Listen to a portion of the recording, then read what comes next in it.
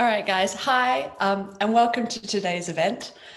Born presents Building with Community. This is the third event in our event series, following the launch of our brand new white paper, The Social First Brand. Today, we'll be exploring the power of leading communities by building with them rather than for them. I'm Hannah, and I'll be your host today. I'll spend the first few minutes recapping the white paper before handing over to our speakers, Matthew, a social media manager here at Born, and Alana, an amazing social media strategist, who will deep dive into today's topic and highlight 3 key ways in which brands can build with community. Finally, we'll conclude today's session with a bit of a Q&A discussion with our guest speaker, Lauren. Lauren is an influencer manager, an entrepreneur, and co-founder of The Confidence Corner, an online community membership-based program for plus-size women.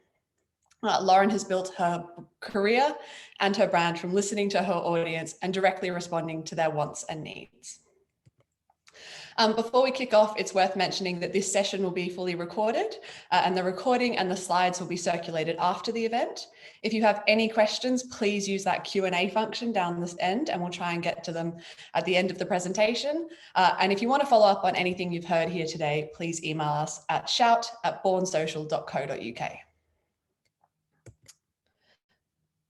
So, as some of you will know, earlier this year, we published a white paper called The Social First Brand. In many ways, this was an evolution of some of the thinking we laid out in an earlier white paper, Brand Building on Social Media, where we were originally asking the question, can social media build brands? What we're interested in today is how can social media build better brands? And more specifically, how can social media build cohesive, impactful, and strong brands, given the fragmented landscape in which they exist? With consistency under threat, controlling your brand narrative has never been harder. In the Social First white paper, we explore how the brands of tomorrow lean into this new decentralized landscape and engage 4 key pillars to not only survive, but thrive. We believe that these brands balance brand and performance through full funnel marketing, that they understand how audiences are born and nurtured on social, and that they effectively identify and scale subcultures. They also work across channels, formats, and different behaviors to drive salience. When all of these 4 elements combine, you get the social first brand. I'm now going to hand over to our speakers, Alana and Matthew, to take you through today's topic, building with communities. Thanks, Hannah. So it's a timeless truth that consistency is crucial in building strong brands. Brands are 52% more memorable, not only when they have strong brand assets, but it's the reinforcement of those memory cues used across everything time and again that have impact. The Ehrenberg-Bass Institute claims that the more unique your brand identity, the higher levels of fame it will achieve. But it's these unique signifiers used over a long period of time, growing familiarity, that have the strongest consumer effects. And that used to be easy. With fewer touch points from the brand, we could control output in every direction through a logo, a catchy jingle, a single standout brand ambassador that appeared in every campaign. But with the rise of social media, so too comes the rise of the audience voice. Now anyone can start a fan page on Facebook, a parody Twitter account, or even a clubhouse room to talk in. In the past, a brand was what we told our consumers, but now it's what they're telling each other. And when the brand is saying one thing and the audience is saying another, balance is lost and consistency is undermined. And it's an issue for brands if we lose control of the narrative and can't keep up with what our audiences are saying without us. So how do we maintain consistency in such a decentralized world? Seeing the audience input as an opportunity rather than a threat. They're the consumers at the heart of the brand experience, and they'll take the brand conversation in different directions, whether you plan for it or not. So we need to accept that the conversation is happening and get involved. Steer the conversation to remain relevant, true to brand, and consistent wherever it may go. And social first brands achieve this consistent distinctiveness by building with their community, not just for them. Crafting a shared understanding and a shared narrative with the community, listening to them, seeing where they interact, and understanding what they're saying. Because social media gives us the opportunity to communicate directly with our audiences and bring them into the right conversations. But how do we do this? How do we create a shared understanding that's both relevant to the brand and the community without losing control? So we've identified 3 ways: through the use of distinctive product assets, through partnering with creators and curators, and co-creation. And we're going to start with distinctive product assets. What exactly are they, and why do social-first brands thrive with them? So traditional brands cemented their identity with distinctive brand assets. The logos and strap lines that are world famous, used time after time and recognised wherever you go. They were fundamental for brand recall. And whilst they enhance the consumer experience, they're still owned by the brand. So the social first evolution is driving consistency with distinctive product assets. These are assets that feature on the product itself, that are part of the audience experience. So branded tote bags, the unique glass your drink comes in, or clothes with a standout motif. And the most successful of this kind are products with a practical use, as well as symbolic meaning or value. Those that enhance the audience experience and help those consumers express themselves or who they want to be. And that's what makes these product assets shareable in the real world. So a tote bag not only holds all your shopping and folds up really small so you can take it wherever you go, but the branding on it shows the world the cause that you believe in or that cool brand that you buy from. And sometimes the community creates a distinct product asset that gains virality or memeability. So remembering the past few years where Zara created that coat and that dress, they were instantly recognizable because they were seen everywhere. And both items inspired hashtags and social media Instagram profiles. And 23,000 followers for a brand may not sound that much on Instagram, but when you realize that the account is centered on spotting the spotty dress in the wild, that's mad.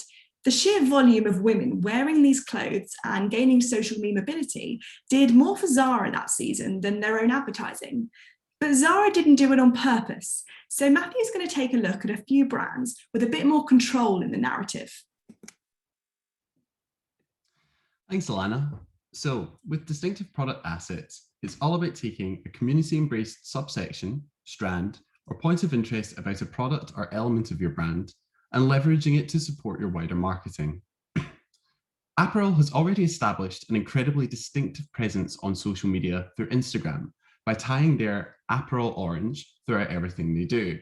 They're not even fussed about showcasing their logo or branding in many of their shots, which shows a distinct level of confidence in their product. By developing such a distinct presence on social, you can see here that user-generated content from their community mirrors content from the brand almost identically. This consistently symbiotic relationship shows just how connected the brand are to their community, and as a brand on social, it shows how worthwhile it can be to closely monitor if and how people are sharing your brand and products on their social channels.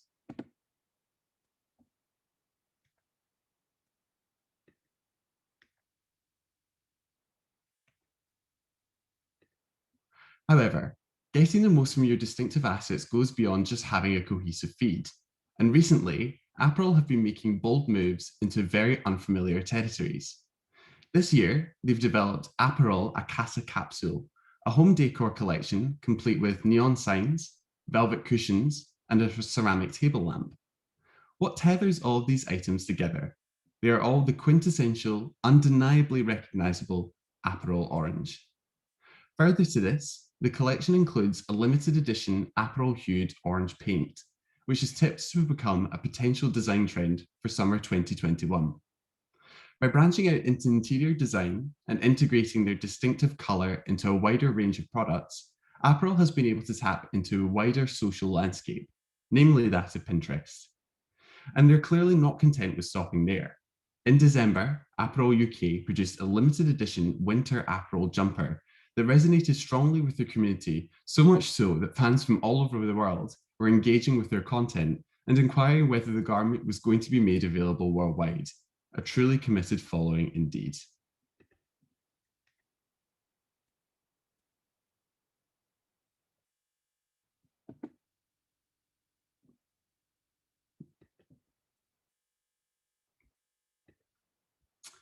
Now, whilst the terms cult and household name may not sit too comfortably with one another, there's a strong argument that Marks and Spencer's iconic Percy pig fits pretty well within that space.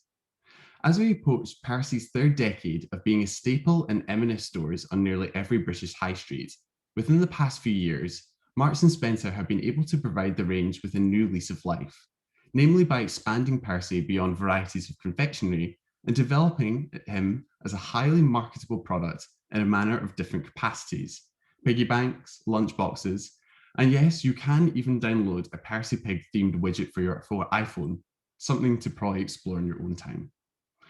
But in 2020, one particularly shrewd move elevated Percy to new heights of cultural resonance when he found himself to be a surprise hit on inarguably the runaway platform on social last year, TikTok.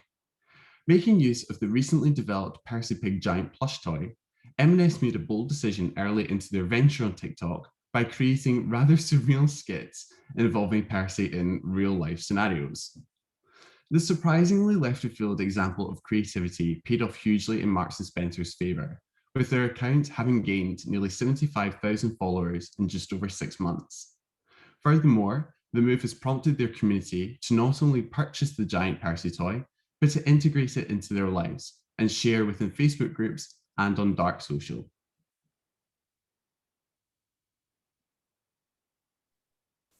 And on to our second route into building with community, thinking differently about influencers by creating meaningful relationships with creators and curators. And we've seen a shift in the new social platforms cropping up that force brands to be reliant on influencers as the bridge between the brand and the community. So Clubhouse, Twitch, TikTok, these are the new social situations where a brand can't exist on its own. And alongside that, the landscape of influence has reached new heights. Social media allows individuals with authority or expertise in a given field to build their own niche, but highly engaged communities. So we've got the cleanfluencers with their household cleaning tips, plantfluencers that have thrived in the past year as everyone who bought a plant tried to keep it alive, Witch Talk as a development of the wellness space on TikTok, and Gamer Gran, the oldest gamer on YouTube, proving that social media isn't just for kids. So how do we take that with a social first brand lens? To ensure consistency, we need to create authentic partnerships that feel aligned, identify the right influencers for the right brand and audience in the right social space, and develop strong long-term relationships with them. And our solution is finding partners on social media that have shared values, influential voices that can communicate the brand narrative or distinctive product assets to their audiences in new and interesting ways, whilst keeping the brand truth relevant and within the conversation. And we think of them in two ways. Curators sift through the noise. They take the sheer volume of information on social media and give their audiences guidance for what brands they should pay attention to and why, with authority and insight in their given area. And here we have long-standing influencer, the Anna Edit, where curation is even built into her social persona from the get-go. She uses Pinterest to categorize her finds, building boards that delve into a whole host of lifestyle areas. And she's got a board with easy recipes to make, taken from a range of chefs, food blogs, and magazines, and she tries them, documenting her experience on her blog and giving her audience the verdict. And creators, they're the makers. They interpret the brand message in their own way, turning it into something that's aligned with their personal style. And another old school influencer example here is Binging with Babish. This US sensation built his following by developing recipes from pop culture. So his YouTube videos detail the process to making the often outlandish dishes from TV shows, films, and books, with recipes to follow along and make it yourselves.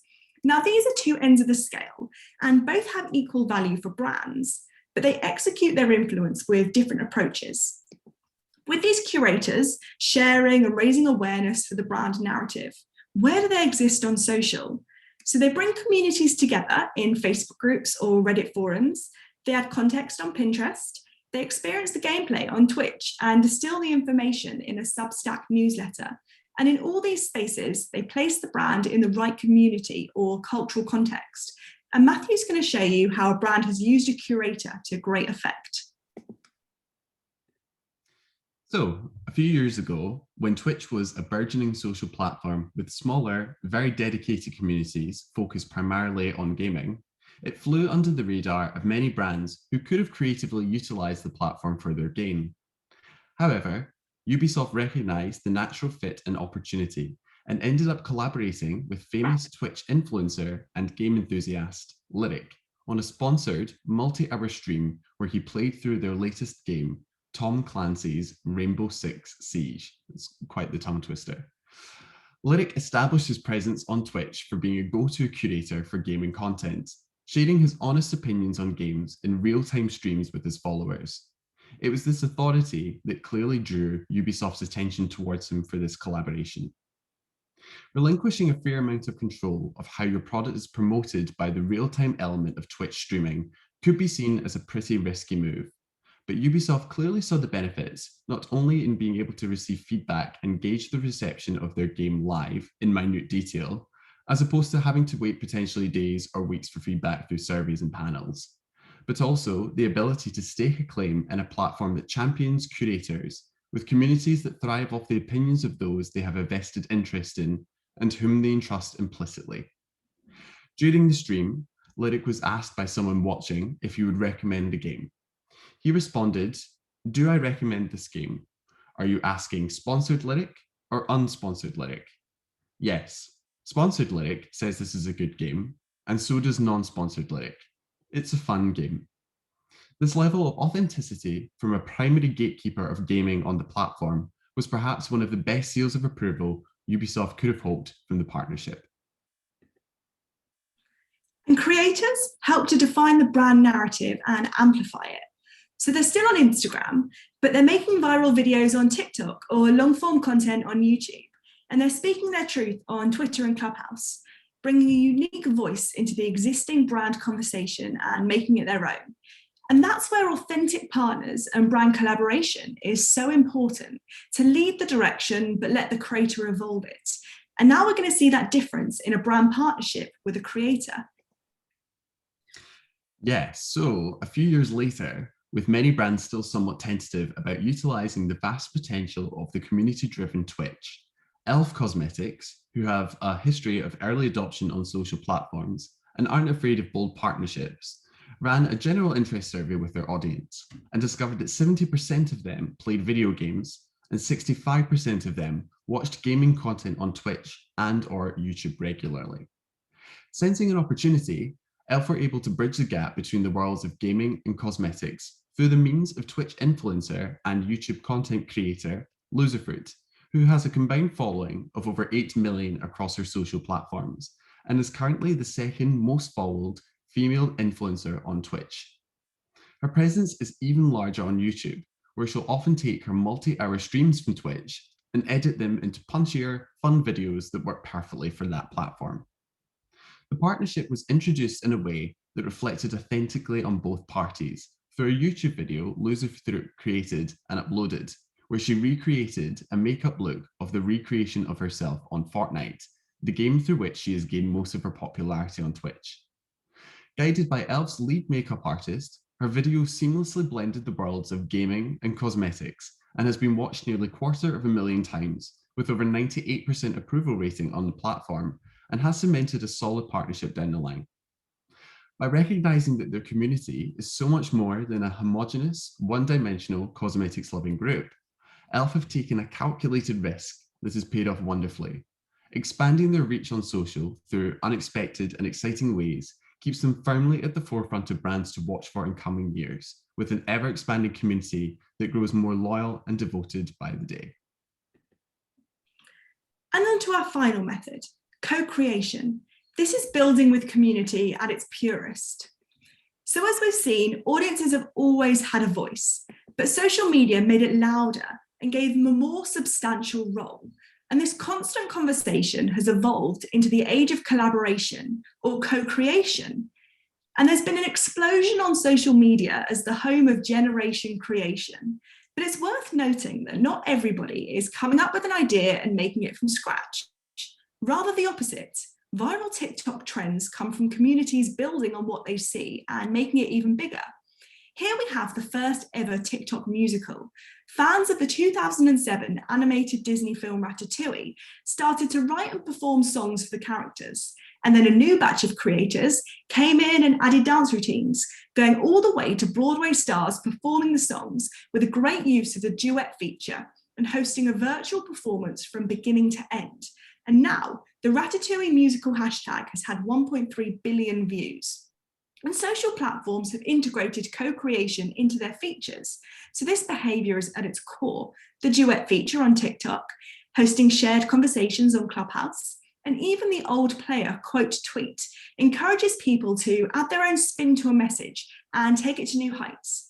And the challenge for brands here is making sure that the content evolution is going in the right direction or featuring those standout assets. But going back to a brand point of view, Hitachi Europe found that 58% of businesses ran co-creation projects to help them innovate, so taking the user opinion and experience to develop better suited product offerings. And research found that consumers were not only more positive about a brand they had input in, but they were also more likely to promote it when they felt ownership.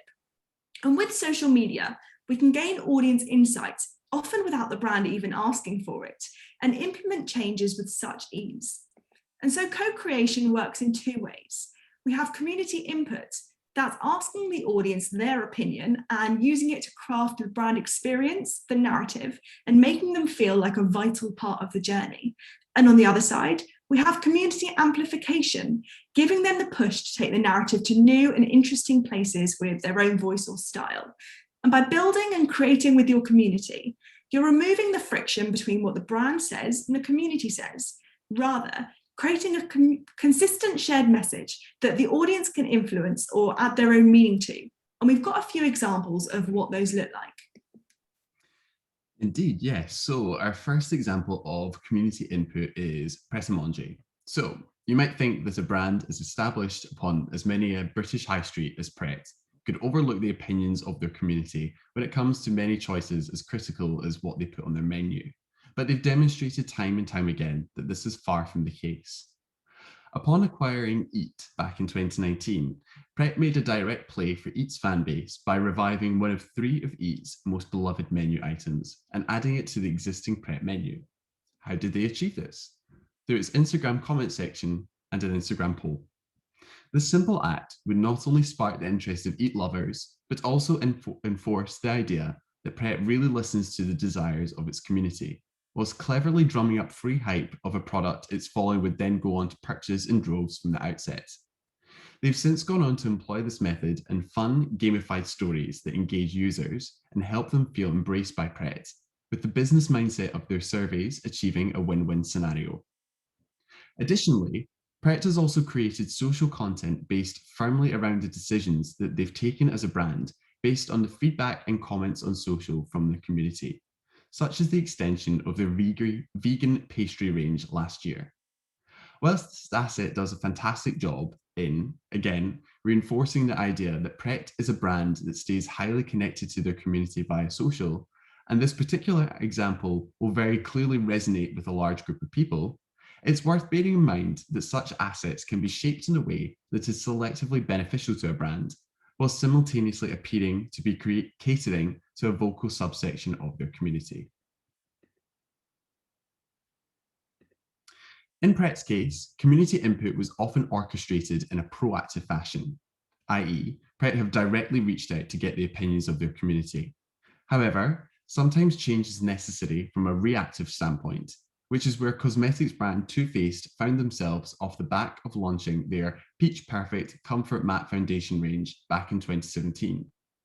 When influential YouTube content creator, vlogger, and makeup guru Jackie Aina criticized the brand for its lack of varieties in foundation shades for darker skin tones, founder Gerald Blandino immediately reached out to her. Jackie, who has gained a large following from sharing her honest opinions and calling out brands who have disappointed her and her fan base, felt like the ideal collaboration for Too Faced, ahead of building out their next foundation range, Born This Way, the year after. The collection was a huge sellout success, and when asked for comment, Jackie responded, "Most of my audience comes to me as the authority for dark-skinned beauty. I didn't want to let anyone down." The best feedback I've received is from my viewers who say that I've been talking the talk. Now I'm walking the walk, and that's what feels so good. Our final example is one of community amplification. And a recent example of a brand that has excelled was Marc Jacobs. Last year, upon launching their latest youthful fragrance, Perfect, the brand decided to make a concerted effort to target Gen Z through TikTok. By utilizing the talents of content creator and TikTok influencer Ricky Thompson and using the catchy music of popular music artist Lizzo, Marc Jacobs made great use of TikTok's duet feature to get their community to do their amplification for them. Initially, the duet video was created between Ricky and 10 carefully selected influencers on TikTok. And from there, the campaign expanded massively, reaching over 10 billion views across hundreds of videos made within the community, which further perpetuated the spread and awareness of the marketing campaign. It was fun, it was empowering, and ultimately, Marc Jacobs completely understood the kind of content that their community will actually want to share and help amplify.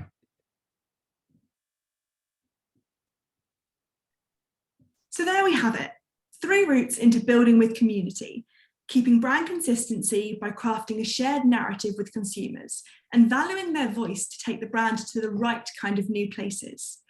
And we have one brand that pulls it all together, showing signs of all 3 methods to build a cult following with the audience at its core.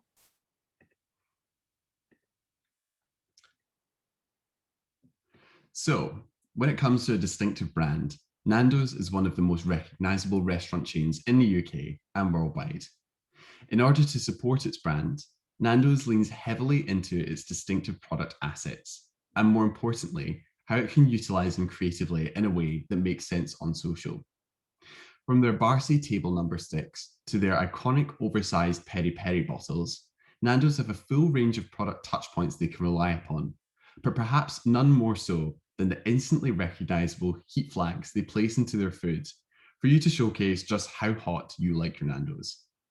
From this, Nando's recognized the out-of-context shareability of their flags and uploaded them as Giphy stickers, which have been used hundreds of thousands of times across Instagram stories. In addition to this, early last year, Nando's created an Instagram AR filter with the help of Born Social, specifically designed around their heat flags for users to find out how spicy they were.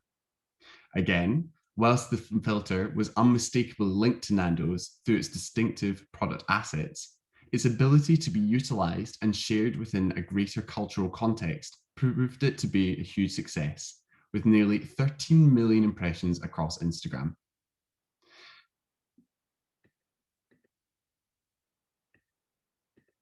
In order to stay not only at the forefront of social, but also wider culture, Nando's works closely with both curators and creators across their many streams of content.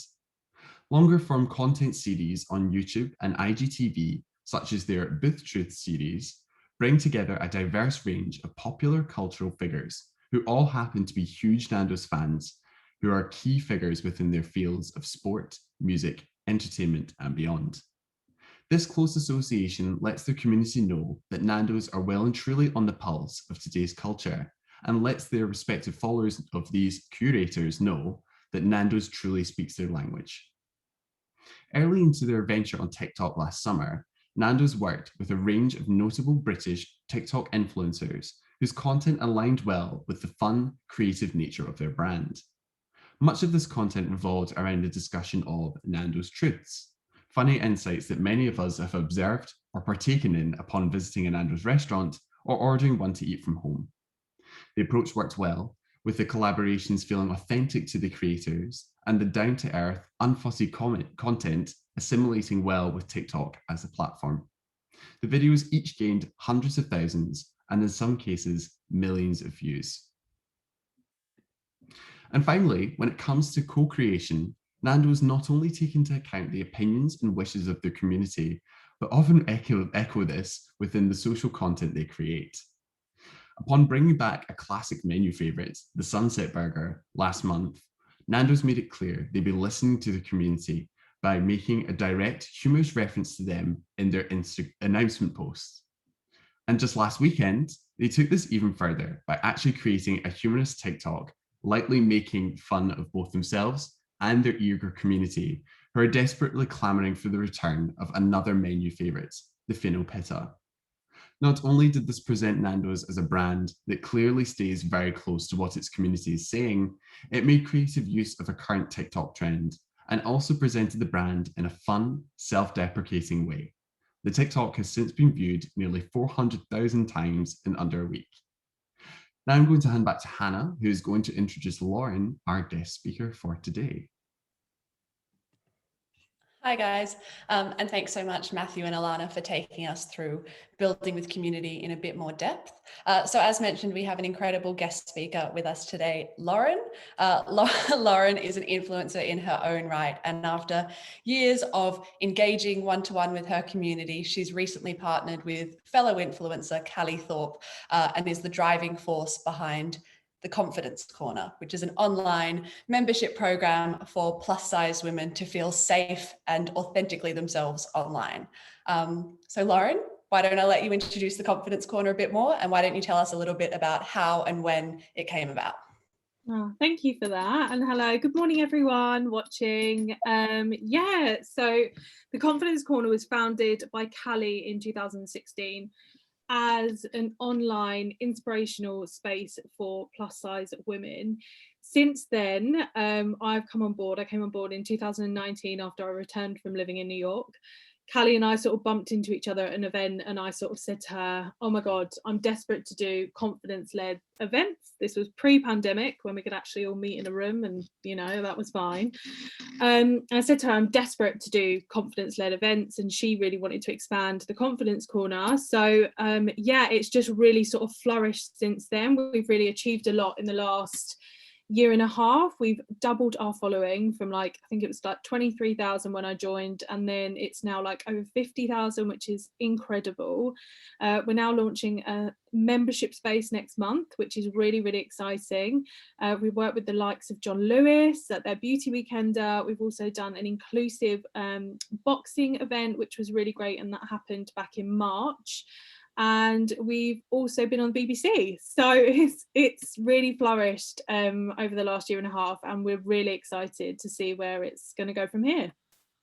It sounds like the community were really crying out for this space to feel like they were represented online and had a safe space to sort of bring some of their highlights, lowlights, whatever, to you and one another. So how involved in the confidence community, in your decision making is the community of the Confidence Corner, and how do they help you to build the brand? They are everything. Callie and I essentially are the community. We can relate to them in every single aspect of life. You know, there's just so many things. I think as plus size women, there's so many things we go through on a daily basis that, you know, I don't think other people would even think would be an issue. So we really talk to our audience, and they really talk to us. We really listen to the messages that come through, and we really take that conversation, and it's sort of how we've built this membership. We've really identified the fact that, you know, plus size women are really left out of so many conversations, and have been for years, around wellness and fashion. You know, these are spaces that, you know, they were just not included in. So, you know, we're really sort of trying to carve a safe space within our membership as well, to be having you know, these difficult and sensitive conversations within that area, because, you know, as you know, the online space can be particularly difficult, I think, on women, and then plus size women thrown into that as well. You know, it can be quite cruel. So we want to really create that sort of nurturing space, and Callie and I are going to be with these women, helping them on their own journey, and really sort of providing them with somewhere where they can feel you know, it's going to be judgment free for them. And you say that you guys are the community, but has there ever been a situation where perhaps you've been thrown a curveball and you've had to shift your approach or offering based on the community conversation and feedback? And can you tell us a little bit about that? Yeah, 100%. So before we decided to launch the membership, we wanted to create a Google form, was what we sort of went in with, to listen to what our audience needed within a membership. And one of the things that came back was that they really wanted more information on style and fashion, and we didn't think that that would be, you know, at the forefront. I mean, there were other things, of course, like body issues and confidence and really sort of difficult conversations around dating and sex and things like that, but fashion was just the one that came up a lot. And, you know, a lot of people were asking about sustainability and, you know, like style advice and things like that. So one of the things that we factored into our membership is that we're going to be providing like regular updates on fashion and a plus size directory as well, where they can find all of that information in one place. But I think social media for us has been like, it's been the perfect way to get that information back. And that is like one piece of advice, you know, I would really give to like other brands if they want to find out information from their community, using things like social tactics, like, you know, polls and stickers and questions and quizzes all on stories, making sure that you're asking for like using call to actions on your captions as well, just to like really start that conversation up and then sort of really listen to what everyone's saying. Like we really sort of pick up on that and like pull pieces from like different pieces of content and different stories, and then we bring it together. Amazing. And obviously you were sort of primed to launch, well, you know, help evolve the confidence corner because of your experience as an influencer and a content creator in your own right. So putting your influencer hat on for a moment, what are some of the considerations you make when choosing brand partners and how you work with brands? So our brands have to be considerate of our audience. We have such a niche audience, so it's really important to us that they cater, first of all. So if we're going to work with like, you know, a clothing brand or something like that, first of all, that they're size inclusive, like that's, you know, part and parcel. And second of all, say for example, I'm going to give you like athletic wear here. If they are, first of all, size inclusive, you know, what's their language and how are they talking to their audience on socials? If, you know, they've got this huge section and they're really sort of pushing that weight loss and, you know, exercise is all about weight loss, that's not going to sit with our audience. It's not, you know, it's not about that. It is just so important that, you know, the brands that we're working with are having conversations, are, you know, sort of, you know, really sort of listening to who our community are, which is plus size women, and that is so important to us, and we wouldn't work with anyone that wouldn't be inclusive in that aspect. And have you had instances where a brand that maybe, for example, isn't size inclusive has sort of reached out to you and maybe not quite done their homework on what you're about, and would you go back to them and say, look, this just isn't quite right, or what do you do in that instance? Thankfully not yet, but it's something that we would 100% provide feedback on, and I think that's really, really important, because brands are like evolving, and yes, you know, if you're not catering to all types of people at the moment, like what are you doing? But it is, you know, you have to be providing that feedback. You have to be saying, you know, this is who our community are, you're completely missing them out, like what are you going to be doing going forward? And it's, you know, you're not closing the door on that conversation, you know, it's let's chat when you've decided to evolve a little bit, that, you know, you're a little bit more inclusive and a bit more considerate. So yeah, I feel like that we would definitely feedback. Nice. And finally, what's your advice to brands who are looking to work with their community or influencers to get their brand across? So I think, just going back to the last question, like really making sure that you understand, whether it's like an influencer that you're working with or a community, really making sure that you understand that audience, like listening to them, and also really just making it like a really collaborative experience. So I think like one of the things that I remember, so my background is, funnily enough, I've worked in agencies, I've worked in influencer marketing, and one of the things that I've picked up in the past is that influencers and content creators, above financial gain, is they really respect and want that co-creation, as you guys have mentioned previously in this. So I think that's really important. I think it's really difficult when brands set so many boundaries and so many legal restrictions when like partnering. So I think it's really important to make sure that you are giving that power back to either the community or the influencer when you're working together, and just making it a really like collaborative experience. Yeah, definitely. Ultimately, if it's more authentic to the influencer, then it's more authentic to the brand, and you're going to get better engagement, better results. Exactly. So I've just got a couple of questions from the audience listening today that I'm just going to sort of throw out. The first one is for you, Lauren, which is, do you think that online clothing stores are providing greater size diversity? I think it's getting better. I mean, it's getting better, but again, like there's some really sort of, this week has been, I think, quite difficult in the US particularly. There was a big major brand who decided, because of everything that's been going on over the last year, they've cut the plus size edition of their clothing, so for cost reasons. So I think brands are evolving, but instances like that, I mean, to me, there's always a way around it. You know, you look at smaller brands. There's a really great brand called Loud Bodies, and you know, she's a prime example of the fact that she's such a small independent brand, but she caters to every size.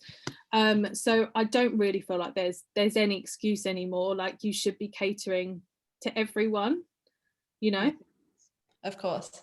And we've all spoken quite a lot about social listening and using tactics that are native to the platform, and using brand assets to engage our audience. A bit of a challenging question, and I'm going to throw it out to anybody who fancies the stab at answering. What happens if you're trying to get feedback from your community, but they typically engage in a silent fashion? So it's your likes, it's your views, it might be your saves, but you're not getting that sort of dialogue that we're really heroing here. Matthew, Alana, Lauren, feel free to jump in. I was just going to say, like, this person that's asked this, have they also got an email list? Because that would be the other suggestion that I would say. Like, obviously your email list is probably the only way you are directly having that direct involvement with them, like you're directly targeting them. So I would just say, like, if not, try emails and just make sure that you're really creating, is there something that you could give them as value in return? So like, could you offer, you know, a free downloadable or something in return for, can you just take 5 minutes out of your day to answer this survey? I'm going to be providing you this at the end. So I think always giving them something back of value, then you can sort of ask for something in return. Yeah, very true. Alana, Matthew, anything to add? I think that's such an interesting question, and obviously it's such a challenge because people talk in their own sorts of ways, and sometimes there's so much conversation going on dark social that we don't even see. And it's about then as well, like Lauren said, using other methods. Can you go out into the real world? If your product or your experience is actually in a store or on the street, you know, go out and meet your consumers and actually physically speak to them and ask them and understand what's going on, or look at competitors. You know, are there competitors that have a similar experience but their audience is really vocal, and try and understand why and what are they doing differently that you can potentially learn from. Or actually, you know what, if your audience is talking amongst themselves and they're really happy and you're thriving, then, you know, don't fight against it and let them do what's right for them and right for you. Yeah, agreed. Yeah, I guess to kind of build on that, really, a couple of things, really. Firstly, when we discuss dark social, just in case anyone's like unfamiliar with the term, dark social really is any kind of like conversations that are being had that aren't publicly. So not like WhatsApp or Messenger and these kinds of things like that. So still classify them as social, but more of that kind of like intimate one-on-one or group chats that you're having with your friends, family, etc. I would kind of add on to Alana's point as well that in the case of when we discussed April earlier on, with the sort of community and the brand like mirroring one another, like kind of in a symbiotic nature, it can be so useful to kind of like, your community can often be like subtly inform you of the kind of ways that they're engaging or utilizing your product. So if like something as simple as like going onto Instagram and having a look at like your tagged like content, and like what are your users tagging and what are your users discussing, you have a look in your like Instagram DMs and see what people are like discussing about your products and your stories, for instance, and then utilize those opportunities to see where natural conversation could be created. If you're starting to see trends of how people are integrating or using their products in their lives, then that's a great opportunity, because people are already have a natural interest in that area and are going to be more warm to the idea of discussing it. I think also then when it comes to the sort of like engaging features of like Instagram stories and polls and those kinds of things like that, sometimes they're across all the different features that Instagram stories brings, there's like different barriers to entry and expectations of people. And when, you know, in the kind of busy everyday world that we're living in nowadays, people's attention spans are relatively low. So what I would kind of recommend is ways in which you can like instantly grab the attention of your followers, to not want to just swipe on or kind of do the silent engagement as we discussed. And I would kind of recommend that anything that leads them towards a sort of a gamified participation is always really helpful. So finding out information through like quizzes, for example, where you're the one that sets the boundaries, can be so informative, because the audience doesn't have to provide any sort of like necessarily feedback from their own self, but they can do it through the parameters in which you set. And from that, you can gain information through like quizzes, and then kind of more into your kind of soft touch polls, and finally building up to the kind of like the holy grail, which is questions, I guess, for people to kind of provide that added level of feedback. Yeah, amazing answer. And the importance of gamification is so key. And I think it just really speaks to everyone's desire to be like at all time understanding what type of Dorito crisp they are, or understanding what type of shoe they are. Like, it just, we love a quiz, don't we? 100%. I think it's like it's human nature to want to be kind of like defined in these kinds of fun ways. So, you know, when it comes to like horoscopes, or it comes to like quizzes and things like that, like these are kind of time-old things that you've been seeing in different forms of marketing, and it's something that can absolutely integrate into social like pretty seamlessly. Yeah, amazing. Well, guys, that's all we have for you guys today. Just a reminder, this is the third event in our event series, and the fourth installment will be all around scaling subcultures, and will be happening next month. Again, this is fully recorded, and the recording and the slides will be sent round to you after the event. And yeah, if you've got any questions, or you want to follow up on anything that you've seen or heard today, give us an email at shout@bornsocial.co.uk. Thanks to everybody.